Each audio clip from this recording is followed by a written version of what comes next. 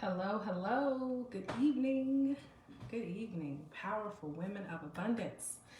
Lordine Jean-Francois here. Let me make sure my volume is up. Make sure you all can hear me. So great to be here with you all as usual for Love and Light with Lou. Every Wednesday, we connect to talk about all things pertaining to women empowerment. Yes, thank you for joining. Say hello so I can know that you're here. And also, if you're catching a replay, comment #replay. Okay, I'm getting better at this live thing. Okay, bear with me. So yes, we come together every Wednesday at 7:30 and discuss all things related to women's empowerment. I am your host, Lordine Jean-Francois. I am a licensed clinician. I've been a practitioner for 15 years, and I'm also a women's empowerment coach. Co-founder of Abundant Consulting LLC and co-founder of Better Days Counseling. Hey, powerful woman. Hey, Myra, so good to see you. Thank you for joining. And yes, I support women, courageous women, with so many things, but primarily I support courageous women who are ready to renew their minds, reclaim their power, and rediscover their true identity so they can live the lives they desire and experience the relationships, the health, the wealth that they deserve. All right. I believe this is my purpose. This is the reason why I am here. And I'm just so very thankful. Hey, Joe, thanks for joining. I'm so very thankful to have you all join me on this journey. Okay. So today we are talking about 3 essential things we must know about about our feelings, our emotions, so we don't get caught up like Mr. William Smith did. I've been calling Will Smith William since I saw that slap that was heard around the world. hello, so good to see you. Thank you for joining. Drop a comment to let me know you're here, because I would love to acknowledge you if you're on. And so I've been calling this man Will Smith William since he smacked Chris Rock on the Oscars. And my fiance Shantae, she's actually on, she's on with us today, kept asking me, why do you keep calling that man William? Right? And I'm like, because William should know better, right? William should know better. But I had to catch myself, because when we're in a heightened emotional state, we don't have access to critical thinking, to reasoning, to logic. We just act off of impulse. We act off of our animalistic nature. Okay? If you know anything about the human brain, the amygdala is our animal brain, right? And that houses all of our stress response, right? When we're stressed, when we're fearful, that area of our brain is activated. And when that area in our brain is activated, it's thinking about 4 things. It's thinking about fighting, fleeing, freezing, or fawning. And what that means is just trying to do a whole lot. Not too many people are familiar with that 4th attribute of the fight or flight response. Hey, definitely acted off of impulse. Hey, Brett, good to see you.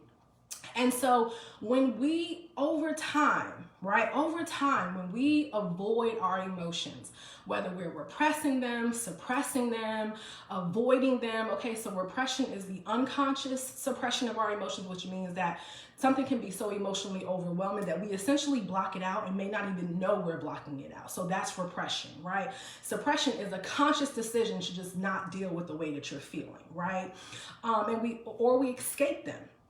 By doing things like, staying on social media a lot, shopping, even having a lot of sex. These are some of the things that we do to escape actually feeling our feelings, right? So when we're repressing, suppressing, escaping, avoiding, what's happening is that energy is building up. right? That energy is building up in our body because our emotions are energy in motion, right? And because we're not releasing that energy by way of feeling them or engaging in activities that help us kind of let off steam, even though those activities have a surface level effect, right? Yes, ma'am. Yes, ma'am. Even though, like exercising does have a surface level effect, it does address the buildup of those stress hormones like adrenaline and cortisol. But even deeper than that, we got to feel these feelings to heal them, right?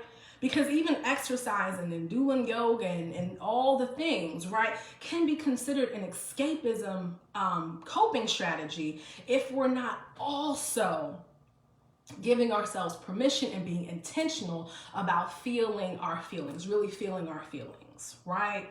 So when we're suppressing, repressing, avoiding, escaping, there is a high possibility that we are going to pop off at some point, right? There's a very high possibility that we're going to pop off at some point, or our bodies are going to start breaking down in the form of hypertension, diabetes, high blood pressure, stroke, Bell palsy, all of the things that happen when our body, when our emotions are trying to find an outlet, and instead of finding effective ways to manage them and to be with them and move through life with them, move with and through them, right? We're suppressing them. Eventually the body screams, right? Like, I need some attention. Pay attention inside now. And so what's happening inside, that's the acronym for PAIN. Pay attention inside now. So what's happening inside now starts to happen on the outside, right? As a result of the suppression, repression, and avoidance of feeling our feelings, right? So when we do that, when we avoid, right? What's happening is that energy, emotions, energy in motion, it's just building and building and building, and eventually it's going to pop, right? And that's what happened with William, okay? Hey, Myra. That's what happened with William, and I'm not making light of this, but William, why are we not feeling our feelings, right? I mean, we know all of what went on with the entanglement and the August Alsina and all of that business. Hey, Sarah, so good to see you. We know all that went on with that, okay? And yes, embarrassment is a thing, right? It's one of those feelings that we don't really like to feel, right? Yes, Ms. Pay attention inside now. That is the acronym for PAIN. And so, nobody wants to be embarrassed, right? All of the things, shame is one of the things that we avoid, one of the feelings that we avoid feeling, hey, Sarah, the most, right? Totally understandable, but it's unavoidable, right? We experience embarrassment in life. It's unavoidable. And what we do about it matters more than what happened, right? What we do about it matters more than what we're feeling, right? And so in this situation here, right, there's been a lot, and I'm not speculating what was going on with William, right, with Will Smith. Let me stop calling that man out his name. With Will Smith, right? But what I do know is that what I saw was what happens when someone has spent a significant amount of time avoiding how they feel, right, and being triggered, right, to the point of losing total consciousness, right? Total consciousness and acting off of pure animalistic impulse, right? And the truth of the matter is, anybody, many of us, hey Joe, yes, thank you, 100%, right? It's like you're shaking up a soda bottle and you take the top off and of course everything is gonna burst out, right? You know what I mean? So many of us are one incident away from putting everything on the line because we don't want to feel in order to heal, right? And you can't heal without feeling. You just can't do it. And so many of us have tried so many things. Like drop a comment. What have you tried? I know what I've tried. I smoked cigarettes. I drank to try to heal. What else have I done? I don't know. Eat to try to heal, right? Eat my feelings. I mean, the list goes on exercising, losing weight, all of these things, thinking that they would help me heal. When the whole time I was avoiding my feelings, and those things provided a temporary solution, right? But what was really happening underneath, right, I was not attending to. And so my progress on those things was not consistent, right? Because under the surface, what I was avoiding was really what was running the show, right? The emotions I was avoiding was really running the show. And yes, that's exactly it. They are all distractions. They are all distractions. And if we're using distractions only to cope, because distractions have their place, sometimes we got to put our minds on something else. But if that's our primary way of dealing with unpleasant emotions, then we find ourselves distracting ourselves all the time. And what we lose, what happens, what's the consequence of that, is when you avoid feeling unpleasant emotions, you limit and numb your ability to feel pleasant emotions too, right? Right? That's on the other side of that. Right? You might feel them for a little bit, but then because you're so used to avoiding, suppressing, repressing, those experiences are short-lived as well, right?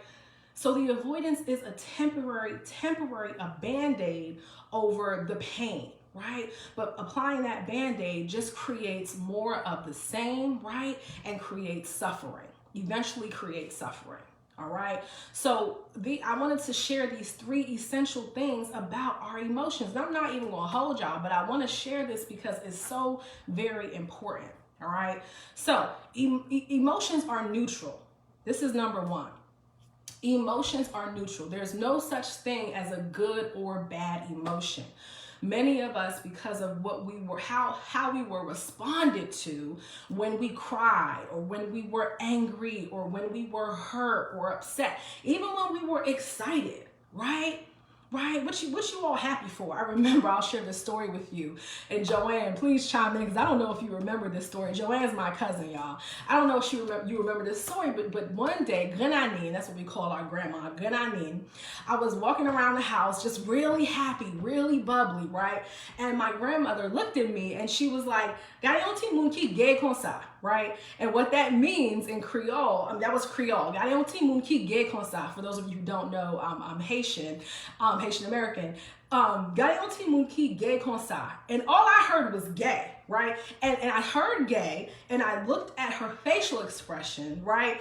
And she seemed like she was upset, right? As if I was too happy, right? But putting the word gay along with her facial expression, I was like, wait a minute, like what's wrong? Are you telling me I'm gay? And at the time, of course, I didn't know that I was a lesbian, but that's not the point. That's besides the point. The point, you do remember that, right, Joe? I was so distraught. Because I was like, what's wrong? First of all, what's wrong with being gay? First of all, right? But I took it to mean something negative, right? When really gay just means happy. Right? Right? So for so many of us, even feeling pleasant emotions, if we were in an environment where feeling good was not the norm, where feeling good was not not even expected, but maybe desired or experienced, or whatever the case might be, being too happy. We were shut down for being too happy. Right? Right? And then we interpret that being gay, being happy is a negative thing, right? Or a bad thing, right? And that conditioning, it runs deep. It runs deep, and it's embedded in our subconscious mind, and we're not even aware of it, right? We're not even aware of it. I apologize for every emotion. It's like a default. And you're not the only one, Danny. Women especially, we spend so much time apologizing for how we feel, as if we're not entitled to our emotions.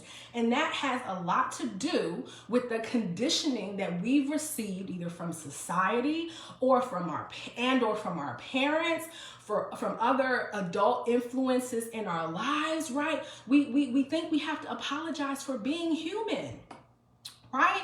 People today are bothered by happiness of others. Absolutely. It makes people feel uncomfortable to be around happiness, right? To be around happy people, right?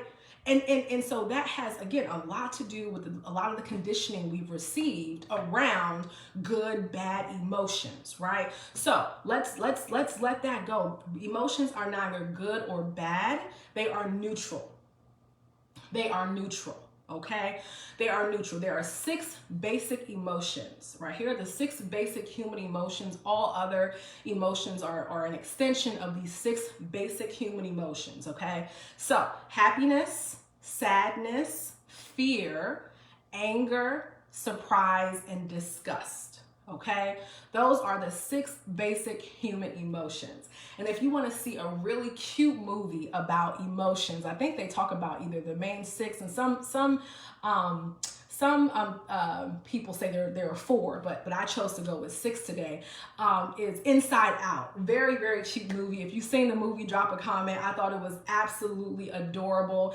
This young girl is moving and she's having all of these emotions, and you're basically in her head experiencing, seeing what's happening from the perspective of her emotions. It's a very, very, very cute movie. Inside Out. Good for kids, good for adults, all that, right?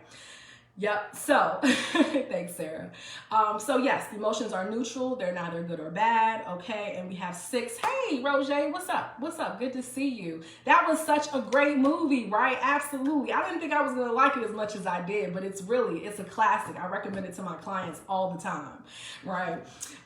So yes, emotions are neither good or bad. They are neutral, right? And there are 6 basic human emotions, right? So that is, again, happiness, sadness, fear, anger, surprise, and disgust, okay? All others, yes, Myra, very, very good movie. All other feelings are just synonyms, right, or different extremes of those emotions, but those are the 6 core human emotions, okay? Number 2, we have to understand the difference between reacting off of emotion, right, versus responding based on emotion, okay? What Mr. Will Smith did, William, if you will, he reacted off of emotion. Okay, he didn't respond. His ego was in control. He wasn't thinking clearly, right? And he just reacted. That's reacting off of emotion. Okay, when you respond based on emotion, you feel what you're feeling, but your emotions don't control your actions. All right, you're able to observe the totality of a situation and consider, okay, if I make this decision, how might this decision affect me? Okay, you're able to take a step back when you're responding, right? So that you can use wisdom to determine what your next move should be. Okay, and in the case of Mr. Will Smith and Chris Rock, if he was offended, and clearly he was, and clearly Jada was, there were other avenues they could have pursued after the Oscars or what have you, right? And that could have been explored if he was being responsive, if he was responding based on emotion instead of reacting. Because when we react based off of emotion, we're just creating more negative karmic debt. Because what you put out into the universe comes back to you, right? It's just a cycle. Right? So when you're being reactive, when you're reacting from your ego self, right, you're creating karmic debt. And that is debt that has to be paid off in some way, shape, or form. Right? So we want to make sure we're responding, making conscious decisions, using wisdom, right, to respond based on our emotions instead of reacting off of our emotions. Okay, because when you respond based on your emotions, then you're responding from a place of consciousness, right? And when you do that, you create, and I want to use the term Shantae gave me today, you create karmic credit or karmic merit, right?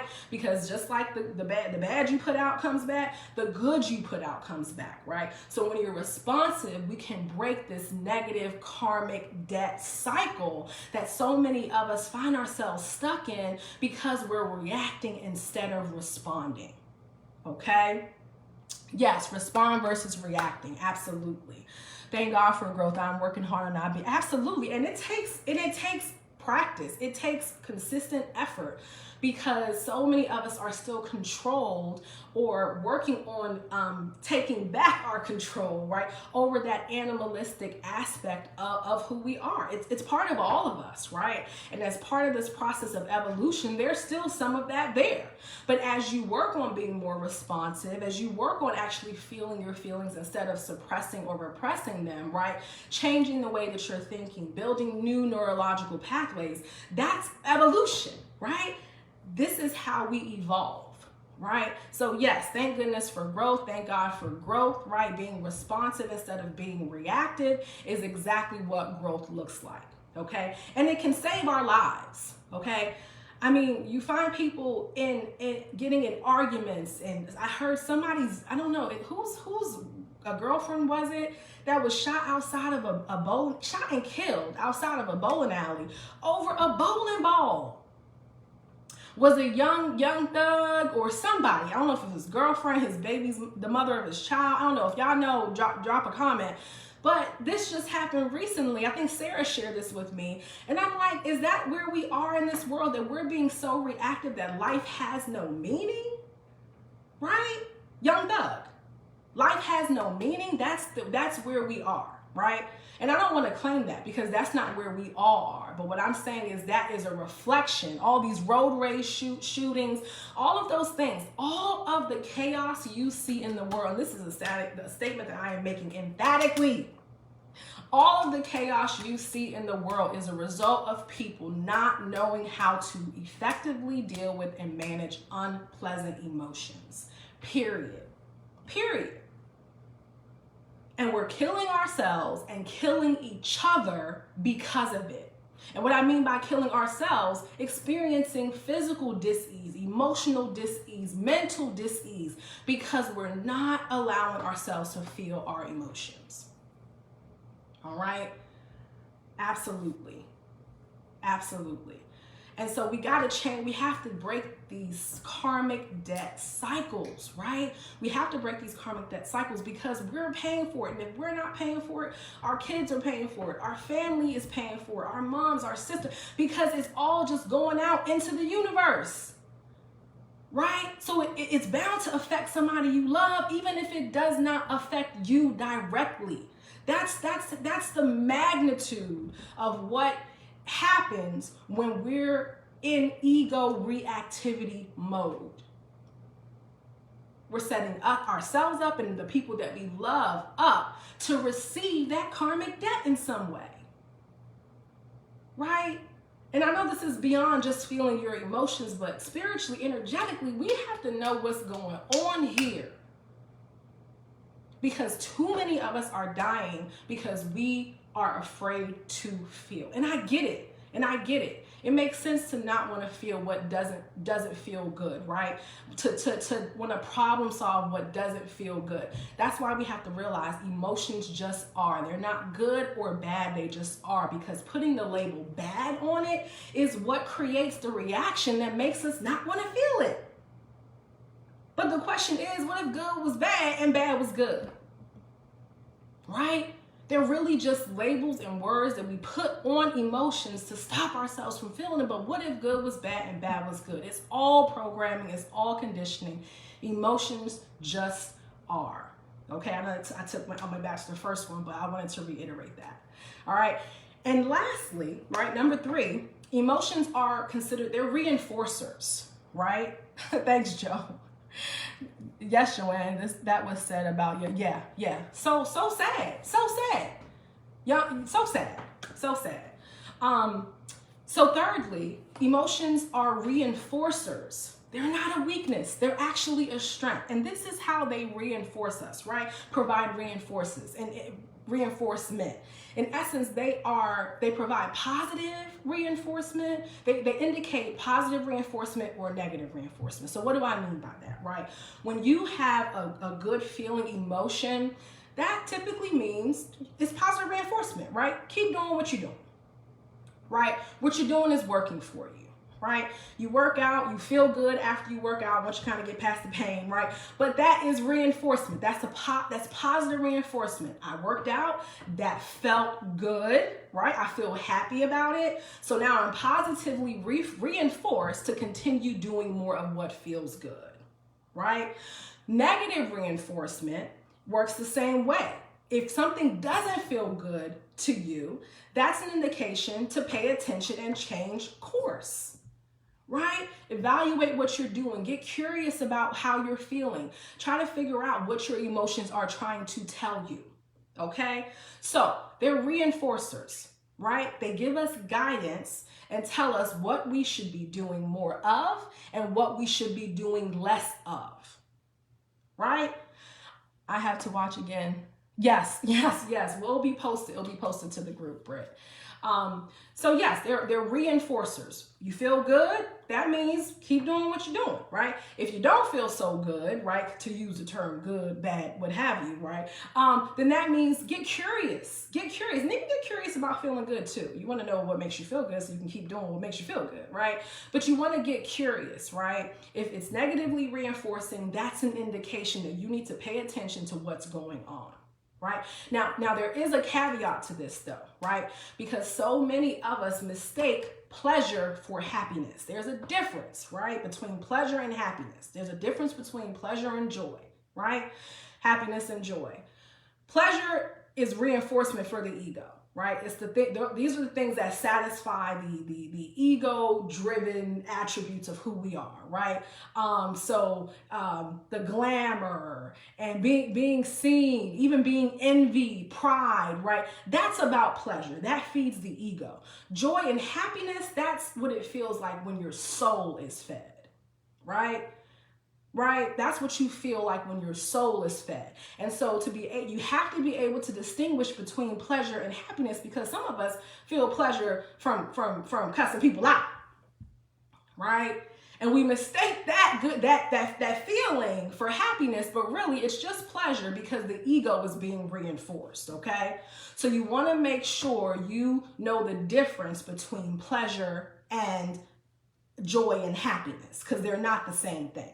Okay? They're not the same thing.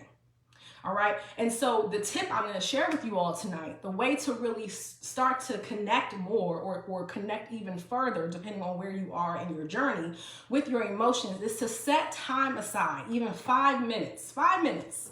Set time aside for you to just tune into your body and feel what's going on in your body. What you want to look for is any tightness, constriction, restriction, tingliness, any sensation that shows up in your body and where it's showing up in your body, right? Because that's how our emotions speak to us, right? It's energy emotions, so our emotions present themselves in the form of energy in our body, right? Or how the energy moves in our body, okay? So that is my tip for you all. If you want to connect more with your emotions and start to use them for what they're intended for, right? Right, which is to guide you, which is to help you make better decisions, right, along your path, along your journey, right? You want to spend time, at least 5 minutes a day, just scanning your body, tuning in, or even asking yourself, how do I feel right now? Right? How do I feel right now? Do a check-in, just for 5 minutes, okay? So that's my tip for today, all right? Take 5 minutes a day to tune in and identify what you're feeling in your body. If you're feeling constriction, that means you're suppressing something. If you're feeling restriction, tightness, that means you're suppressing something. Our bodies will tell us. Our bodies keep the score. Any tightness means you're holding on to something that you need to let go, whether it's in your shoulders, your chest, your stomach.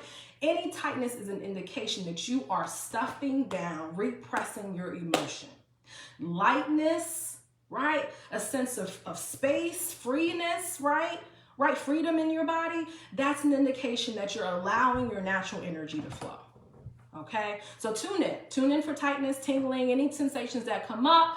Pay attention to where they are and get curious about what your body might be trying to tell you. Okay? All right, quick recap. 3 basic things about emotions, essential, okay, that are essential to know, okay? Emotions are neutral, okay? We want to react. We don't want to react off of emotion. We want to respond based on emotion, right? And lastly, emotions are reinforcers, right? They're strengths. They help guide us, right? So we want to pay attention to what's positively being reinforced and what's negatively being reinforced, okay? I hope this was helpful. Thank you all for your engagement and your comments.